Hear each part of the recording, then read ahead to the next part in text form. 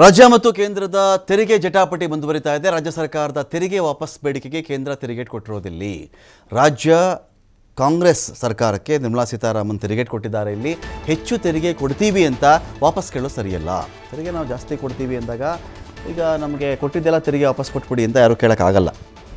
ನಾವು ಈಗ 500 ರೂಪಾಯಿ ತೆರಿಗೆ ಕೊಡ್ತೀವಿ, 5,000 ತೆರಿಗೆ ಕೊಡ್ತೀವಿ, 1,00,000 ಕೋಟಿ ತೆರಿಗೆ ಕೊಡ್ತೀವಿ, 50,000 ಕೋಟಿ ತೆರಿಗೆ ಕೊಡ್ತೀವಿ ಅಂದರೆ ಕೊಟ್ಟಿದ್ದೆಲ್ಲ ವಾಪಸ್ ಕೊಟ್ಬಿಡಿ ಅಂತ ಯಾವ ರಾಜ್ಯನೂ ಕೇಳೋಕ್ಕಾಗಲ್ಲ. ಹೇಗದು? ಒಕ್ಕೂಟ ಸರ್ಕಾರದಲ್ಲಿ ನಾವಿದ್ದೀವಿ, ಒಕ್ಕೂಟ ವ್ಯವಸ್ಥೆಯಲ್ಲಿ ನಾವಿದ್ದೀವಿ ಅಂತ ಹೇಳಿದಾಗ ಆ ಥರ ಮಾಡೋಕ್ಕೆ ಬರಲ್ಲ. ತೆರಿಗೆ ಕೊಡ್ತೀವಿ ಅಂತ ವಾಪಸ್ ಕೇಳೋದು ಸರಿಯಲ್ಲ. ಅಂದರೆ ತೆರಿಗೆಯಲ್ಲಿ ನಮ್ಮ ರಾಜ್ಯಕ್ಕೆ ಅಂತ ಇಷ್ಟು ಪಾಲು ಅಂತಿರುತ್ತಲ್ಲ, ಆ ಪಾಲನ್ನು ಕೇಳಬೇಕಾಗಿದ್ದು ಎಲ್ಲ ರಾಜ್ಯಗಳ ಕರ್ತವ್ಯ. ನಿರ್ಮಲಾ ಸೀತಾರಾಮನ್ ಅವರು ಹೇಳೋದು ಹೇಗಿದೆ ಅಂದರೆ, ನೀವು ತೆರಿಗೆ ಕಟ್ತಾ ಇದ್ದೀವಿ ಅಂತ ಇರೋಬ್ಬರ ತೆರಿಗೆ ವಾಪಸ್ ಕೊಟ್ಬಿಡಿ ಅಂತ ಕೇಳೋದು ಸರಿಯಲ್ಲ ಅಂದರೆ ಯಾರೂ ಕೇಳೋಕ್ಕಾಗಲ್ಲ. ನಾವೊಂದು ಒಕ್ಕೂಟ ಸರ್ಕಾರ ಅಂತ ಏನಕ್ಕೆ ಮಾಡ್ಕೊಂಡಿದ್ದೀವಿ? ವಿದೇಶದ ವ್ಯವಹಾರ ಒಂಚೂರು ನೋಡ್ರಪ್ಪ, ದೇಶದ ಗಡಿ ಒಂಚೂರು ಮೇಂಟೈನ್ ಮಾಡ್ಕೊಳ್ಳಿ, ಅಷ್ಟು ಬಿಟ್ಟರೆ ಇವ್ರದ್ದು ಅಗತ್ಯ ಅಂಥ ದೊಡ್ಡ ಮಟ್ಟದ ಅಗತ್ಯ ಇರಲ್ಲ ನಮಗೆ. 2 ವಿಚಾರಗಳು: ವಿದೇಶಾಂಗ ನೀತಿ, ರಕ್ಷಣೆ, ಕೇಂದ್ರದ ಗೃಹ. ಎಲ್ಲ ರಾಜ್ಯಗಳಲ್ಲೂ ಪೊಲೀಸ್ ವ್ಯವಸ್ಥೆ ಇದೆಯಲ್ಲ, ಪೊಲೀಸ್ ವ್ಯವಸ್ಥೆ ಎಲ್ಲ ರಾಜ್ಯಗಳಲ್ಲೂ ಇದೆ. ಕೇಂದ್ರ ಎಲ್ಲ ರಾಜ್ಯಗಳ ಒಂದು ವಿಚಾರದಲ್ಲಿ ಆಯಾ ರಾಜ್ಯಗಳ ತೆರಿಗೆ ಹೋಗುತ್ತೆ. ನಾವು ಕೊಟ್ಟಿದ್ದಷ್ಟು ಕೊಟ್ಟುಬಿಡಿ ಅಂತ ಯಾರೂ ಕೇಳೋಕ್ಕಾಗಲ್ಲ. ಮೇಡಮ್ ಹೇಳ್ತಿರೋದು ಹೇಗೆ ಅಂದರೆ, ಕೊಟ್ಟುಬಿಟ್ಟಿದ್ದೀವಿ ಅಂತ ನೀವು ಕೊಡಿ ಅಂತ ಕೇಳೋದು ಸರಿಯಾಗಲ್ಲ. ಹಣಕಾಸು ಆಯೋಗ ರಾಜ್ಯಗಳಿಗೆ ತೆರಿಗೆ ಅನುದಾನ ಹಂಚಿಕೆ ಮಾಡುತ್ತೆ.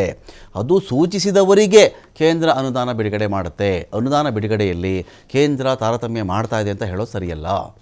ರಾಜ್ಯಗಳ ಅಭಿವೃದ್ಧಿ ಯೋಜನೆ ಅಗತ್ಯತೆಗೆ ಅನುಗುಣವಾಗಿ ತೆರಿಗೆ ಹಣ ಹಂಚಿಕೆ ಆಗುತ್ತೆ. ಬಡ ಜಿಲ್ಲೆಗಳಿಂದ ಸಂಗ್ರಹವಾಗುವಂತಹ ತೆರಿಗೆ ನಗರದ ಅಭಿವೃದ್ಧಿಗೆ ಬಳಕೆಯಾಗಲ್ವೇ?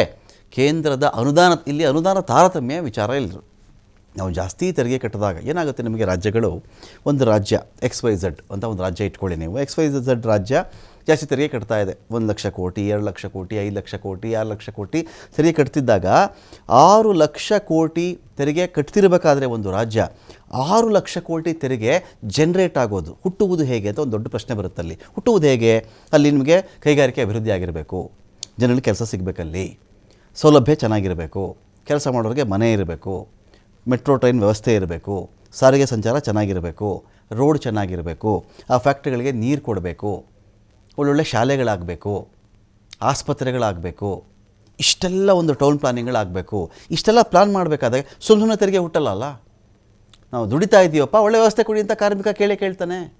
ತೆರಿಗೆ ಜಾಸ್ತಿ ಹುಟ್ಟುತ್ತಿದೆ ಅಲ್ಲ ಅಲ್ಲಿ, ನಾನು ಟ್ಯಾಕ್ಸ್ ಕಟ್ತಾ ಇದ್ದೀನಿ, ನಂದು ಇಷ್ಟು ಹಿಡ್ಕೊಂಡಿದ್ದೀರಾ ನೀವು, ಇನ್ಕಮ್ ಟ್ಯಾಕ್ಸ್ ಎಲ್ಲ ಕೇಳ್ತಾನಲ್ಲ. ಈ ಸೌಲಭ್ಯ ಕೊಡಬೇಕು ಅಂದಾಗ ರಾಜ್ಯಗಳಿಗೂ ಹಣ ಬೇಕಾಗುತ್ತೆ. ಅವಾಗ ನೀವು ಟ್ಯಾಕ್ಸು ನನಗೆ ಕಟ್ತಾ ಇರಿ, ನಿಮಗೆ ನಾನು ವಾಪಸ್ ಕೊಡಲ್ಲ, ನೀವು ಹಣಕಾಸು ಆಯೋಗ ನೋಡ್ಕೊಳ್ತಾ ಅದನ್ನು ತಾರತಮ್ಯ ಅಂತ ನೀವು ಹೇಳೋ ಹಾಗಿಲ್ಲ. ಅಂದರೆ ಇಷ್ಟು ಡೆವಲಪ್ಮೆಂಟ್ ಆದ್ರೇ ಅಲ್ಲಿ ತೆರಿಗೆ ಹುಟ್ಟೋದು. ಇದನ್ನು ನೀವೇ ಹುಟ್ಟಿಸ್ಕೊಳ್ಳಿ ಅಂತ ಹೇಳಿಬಿಟ್ಟಾಗ ನಾವು ಕಟ್ಟಿದ ತೆರಿಗೆ ನಮಗೇನು ವಾಪಸ್ ಬರಲ್ಲ. ಅಥವಾ ಸ್ವಲ್ಪ ಜಾಸ್ತಿ ಮಾಡಿ, ನಮಗೆ ಬರ್ತಾ ರಾಜ್ಯದ ಪಾಲು ಕಡಿಮೆ ಮಾಡ್ಕೊಂಡು ಬರ್ತಾ ಇದೆಯೇ ಹೊರತು ಜಾಸ್ತಿ ಆಗ್ತಾ ಇಲ್ಲ. ಸೆಸ್ ಕೂಡ ದೊಡ್ಡ ಮಟ್ಟದಲ್ಲಿ ಆಗಿಬಿಟ್ಟಿದೆ ಇವತ್ತಿಗೆ. ಸೊ ಎಲ್ಲ ಕಾರಣಗಳೇನಾಗ್ತವೆ, ಈ ಸೌಲಭ್ಯ ಕೊಡಬೇಕು ಅಂದರೆ ರಾಜ್ಯಕ್ಕೆ ಹಣ ಬರಬೇಕು. ಮೇಡಮ್ ಹೇಳೋದು ಹೇಗೆ ಅಂದರೆ, ಗ್ಯಾರಂಟಿ ಯೋಜನೆಗಳು ನಿಮ್ಮ ಕೈಲಿ ಕೊಡೋಕ್ಕಾಗದೇ ಇದ್ಮೇಲೆ, ಸಂಪನ್ಮೂಲ ನಿಮಗೆ ಸೃಷ್ಟಿ ಆಗದೇ ಇದ್ಮೇಲೆ ನೀವು ಯಾಕೆ ಯೋಜನೆ ಮಾಡಬೇಕಾಗಿತ್ತು ಅಂಥೇಳಿ. ಗ್ಯಾರಂಟಿ ಯೋಜನೆಗೆ ನೀವು ಹಣ ಕೊಡಿ ಮೇಡಮ್ ಅಂತ ಕೇಳೋದು ಬೇರೆ. ಗ್ಯಾರಂಟಿ ಯೋಜನೆ ಹಣ ಕೊಡಿ, ನಂದು ಒಂದು ಸರ್ಕಾರದ ಫ್ಲ್ಯಾಗ್ಶಿಪ್ ಕಾರ್ಯಕ್ರಮ ಇದು, ಅದು ಬೇರೆ. ಗ್ಯಾರಂಟಿ ಯೋಜನೆಗೆ ಸಂಬಂಧ ಬರಲ್ಲ. ನಾನು ತೆರಿಗೆ ಕಟ್ಟಿದ್ದೀನಿ, ನನಗೆ ಪಾಲು ನೀವು ಇಷ್ಟು ಕೊಡಬೇಕು, ನನ್ನ ಪಾಲನೆ ಸರಿ ನೀವು ಬಿಡುಗಡೆ ಮಾಡ್ತಾ ಇಲ್ಲ, ಅಥವಾ ನನಗಿನ್ನೂ ಜಾಸ್ತಿ ಕೊಡಿ. ಇದು ಯಾವುದೇ ರಾಜ್ಯ ಕೇಳಬಹುದು. ಎಲ್ಲ ರಾಜ್ಯಗಳಲ್ಲೂ ಇದೆಯಲ್ಲ ಗ್ಯಾರಂಟಿ ಯೋಜನೆಗಳು, ಎಲ್ಲ ಪಕ್ಷಗಳ ಆಳ್ವಿಕೆ ಇರತಕ್ಕಂಥ ರಾಜ್ಯಗಳಲ್ಲೂ ಇದೆಯಲ್ಲ. ಹಾಗಾದರೆ ಗ್ಯಾರಂಟಿ ಯೋಜನೆಗೆಲ್ಲ ಬಳಸ್ತಾ ಇದ್ದಾರೆ ಎಲ್ಲ ಹೇಳೋಕ್ಕಾಗಲ್ವಲ್ಲ. ಸೊ ಈ ತಾರತಮ್ಯಕ್ಕೆ ಸಂಬಂಧಪಟ್ಟಂತೆ ನಿರ್ಮಲಾ ಸೀತಾರಾಮನ್ ಅವರು ಸಮರ್ಥನೆ ಕೊಟ್ಟುಕೊಂಡಿದ್ದಾರೆ.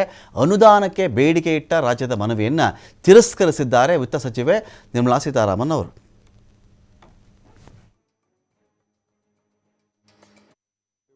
ಟೀಕೆ ಮಾಡೋಕ್ಕೆ ವಿರೋಧ ಪಾರ್ಟಿಯವರು ಏನೇ ಒಳ್ಳೇದು ಮಾಡಿದ್ರು ತಡೆಯೋಕ್ಕೆ ಇರೋದು.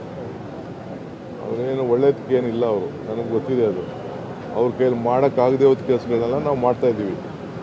ಗ್ಯಾರಂಟಿನ ನಾವು ವಾಪಸ್ಸು ಯಾರು ಕರೆಕ್ಟು ಫೋಟೋಸು ಐಡೆಂಟಿಫಿಕೇಷನ್ ಬೇಕು.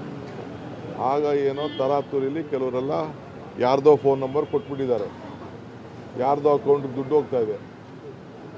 ನಮಗೆ ನೇರವಾಗಿ ಕರೆಕ್ಟಾಗಿ ಅವ್ರ ಅಕೌಂಟ್ಗೆ ದುಡ್ಡು ಹೋಗಬೇಕು. ಯಾರ್ಯಾರೋ ಡ್ರಾ ಮಾಡ್ತಾ ಇದ್ದಾರೆ, ಅದೆಲ್ಲ ನಮ್ಮ ಹತ್ರ ಎಲ್ಲ ದಾಖಲೆ ಇದೆ. ಆಮೇಲೆ ಕರ್ನಾಟಕದವ್ರಿಗೆ ನಾವು ಈ ಗ್ಯಾರಂಟಿ ಕೊಟ್ಟೆ. ಈಗ DK ಶಿವಕುಮಾರ್ ಅವ್ರ ಬಗ್ಗೆ ಇರ್ಬೋದು, ನಮ್ಮ ಬಗ್ಗೆ ಇರ್ಬೋದು ಮಾತನಾಡ್ತಾ ಇದ್ರೆ ಅವ್ರ MLAನೇ ಟ್ರ್ಯಾಪ್ ಆದ್ರಲ್ಲ, ಅದಕ್ಕೇನು ಹೇಳ್ತಾರೆ? ಅದಕ್ಕೆ ಅದ್ರ ಬಗ್ಗೆನೂ ಎಕ್ಸ್ನಲ್ಲಿ ಹಾಕ್ಕೊಳ್ಳಿ. ನಮ್ಮ MLAಗೆ ಹಿಂಗೆ ಟ್ರ್ಯಾಪ್ ಆಗಿದ್ದಾರೆ, ಭಾಳ ಮುಜುಗರ ಬಂದಿದೆ ನಮಗೆ, ನಾವು ಇದ್ರ ಬಗ್ಗೆ ಆ್ಯಕ್ಷನ್ ತೊಗೊಂಡಿದ್ದೀವಿ ಅಂತ ಹೇಳಿದ್ರೇನ್ರಿ ಅವರು? ನಾನು ಬೇರೆಯವ್ರ ಹತ್ರ ಅಕೌಂಟಬಿಲಿಟಿ ಕೇಳ್ತಾ ಇದ್ರೆ ನಾನು ಅಕೌಂಟಬಲ್ ಇದ್ದೀನಿ. If you are expecting accountability from me, show me you are also responsible first. Irresponsible statement ಮಾಡೋಕ್ಕಲ್ಲ ಇರೋದು ವಿರೋಧ ಪಕ್ಷದ ನಾಯಕರವರು.